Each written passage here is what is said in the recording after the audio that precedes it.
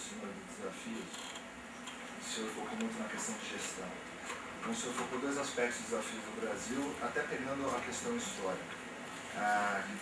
A necessidade de uma gestão, qualificação, uma verificação, um corpo de funcionários, gestores, CEOs qualificados. E no aspecto mais desafio externo, que nós estamos dependendo muito do mercado de capitais exterior. Agora, vamos supor o seguinte, que o Brasil consiga fazer a sua lição de casa da porta para dentro das empresas, o que a gente vê relativamente bem em alguns setores no Brasil, certas ilhas de excelência. Como é que fica da porta da empresa para fora? O senhor citou o acesso ao mercado de capitais, mas o que mais nós temos aí de grandes desafios?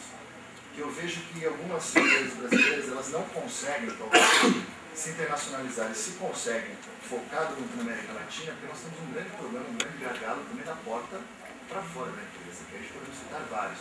Gostaria que o senhor elencasse quais são os principais aí, problemas que nós temos da porta para fora também. Mais alguma? Bom dia, professor. Eu sou aluna do mestrado em Relações Internacionais.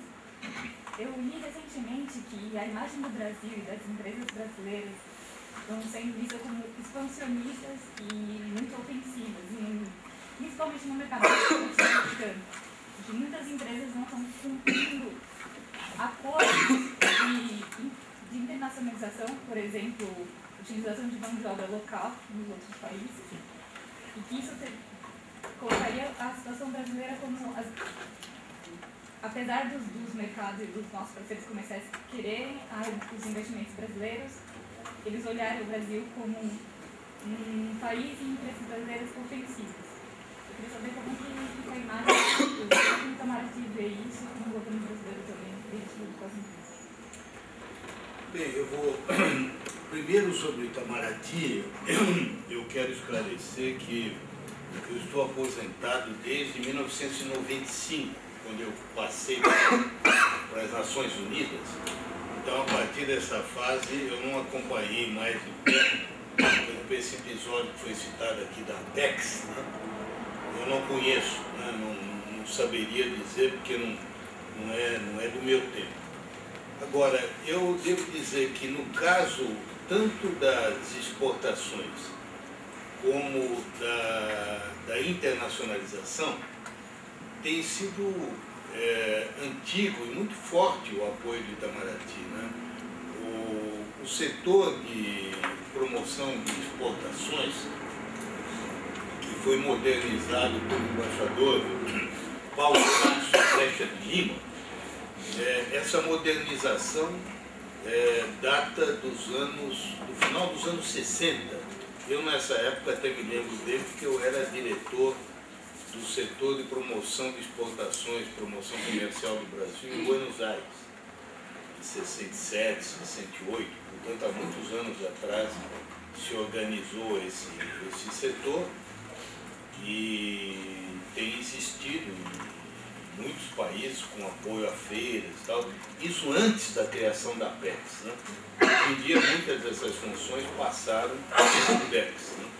No caso das empresas, o Itamaraty apoiou muito a criação das primeiras linhas de financiamento, inclusive essas que eu citei, da Odebrecht, da Andrade Gutierrez, né? No Peru,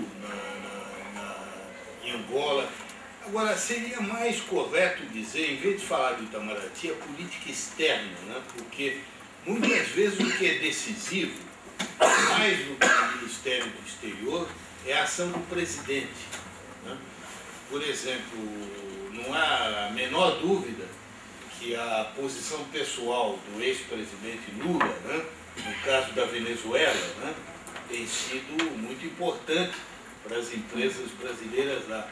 E, sobretudo, quando surgem problemas, né, ou para abrir uma oportunidade, como na Líbia, né, desses países que têm mais afinidade política, né, com um governo como foi o do presidente Lula, a postura pessoal dele é importante, né? Mas tem também uma contrapartida que pouca gente se dá conta, né? Você sabe que às vezes houve interesse do presidente Lula que algumas empresas brasileiras fossem a lugares onde elas não cogitavam ir, como no caso de Cuba, né? Eu sei de boa fonte que há empresas brasileiras que hoje estão em Cuba para atender o pedido dele, porque ele tinha apoiado em outros lugares. Então há uma rua de duas vias, né?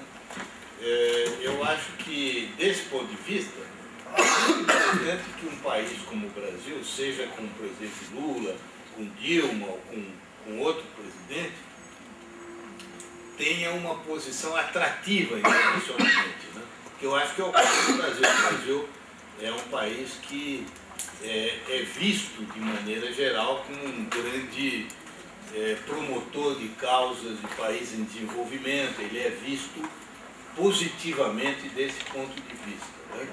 Então eu acho que, quanto a isso, não me parece que haja muita deficiência, não.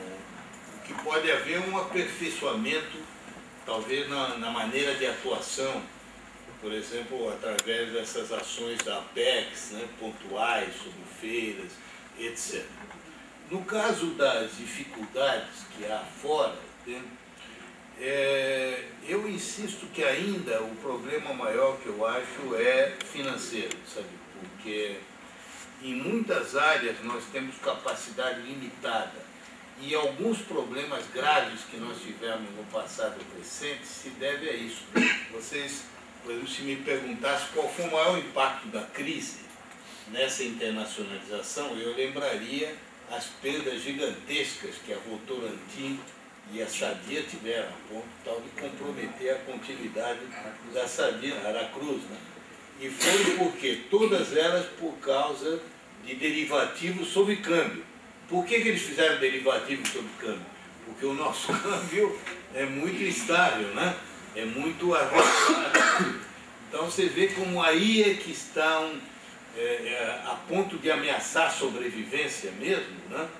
É nesse particular que nós temos um calcanhar de Aquiles, né? Em outras coisas, eu diria a você que vem das nossas próprias limitações, né? Porque quando você se internacionaliza, você o faz porque você tem alguma vantagem comparativa. Alguns países fazem isso porque tem uma capacidade tecnológica muito grande. Então tem uma tecnologia que eles podem levar para produzir ou bens industriais ou então serviços, né? Ou mesmo produção agropecuária. O Brasil, da mesma forma que não é um grande produtor de capitais, não é um grande produtor de tecnologia, né? Salvo as honrosas e raras exceções, né? Você vê que onde o Brasil, em geral, consegue se implantar no exterior, como é o caso da Embraer, ou da Natura, ou disso, ou daquilo, é porque desenvolveu, né? Desenvolveu alguma coisa que de fato dá uma vantagem comparativa. Mas não é muito frequente isso no Brasil, né? Nós sabemos que a nossa capacidade de inovação ainda é modesta, ainda é limitada, né? Então eu diria que as dificuldades maiores que nós temos são as dificuldades oriundas daquilo que nós somos, né? Tanto em matéria financeira como em matéria tecnológica, de inovação, na capacidade de gestão, né? Que nós também não somos um país de ponta. Temos gente muito boa, mas não em tamanha quantidade, né? Então, me parece que é mais por aí. Eu não vejo muitos problemas do ponto de vista de temperamento, de personalidade, porque o que eu tenho ouvido, pelo menos depoimento de pessoas que tiveram essa experiência no exterior, é que, em geral, com algumas exceções, os brasileiros têm uma certa flexibilidade cultural, né? A capacidade de se adaptar e de se inserir em contextos culturais diferenciados, né? Com mais dificuldades em áreas que estão muito distantes culturalmente nossas, como são as áreas asiáticas, né? Em que há muito rigor, né? Muita exigência, justamente alguns aspectos que não são comuns na cultura brasileira, né? questões, por exemplo, de rigor de horário, né? De rigor de número de horas trabalhadas, coisas desse tipo. Por exemplo, em países como a Coreia do Sul, né? O nível de exigência é muito grande, né? Em relação ao que nós estamos acostumados. Mas, de maneira geral, eu acho que não há um obstáculo tão grande. Em relação à terceira questão,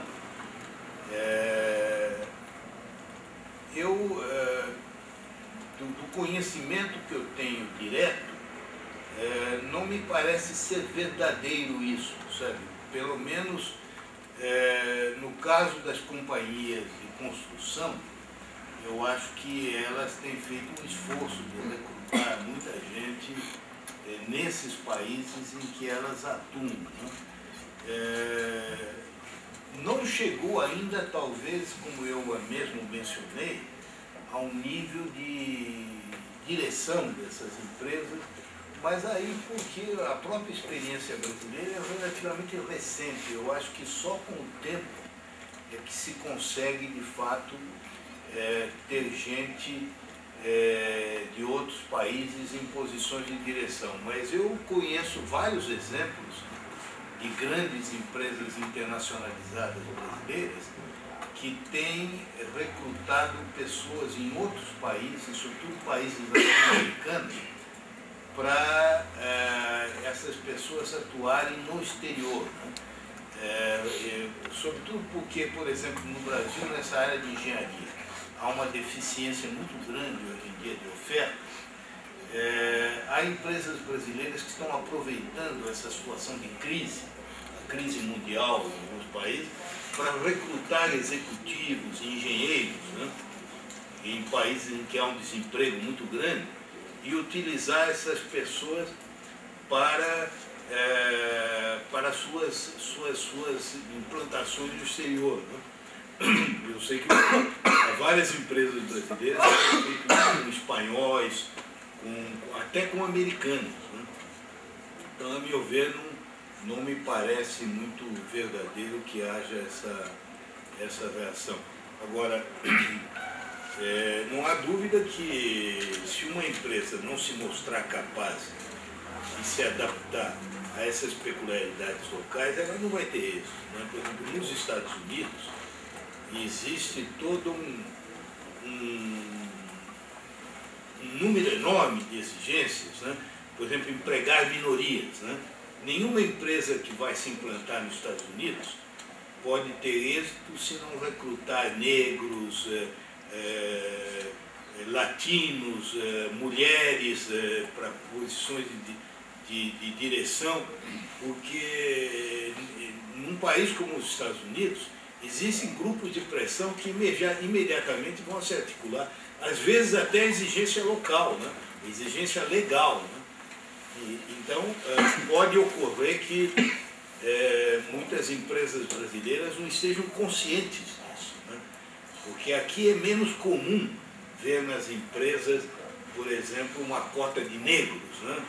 Aqui não é muito comum isso. No exterior é muito presente isso em alguns países. Então, é preciso que essas empresas tenham essa consciência de que as exigências do que se espera nesses lugares.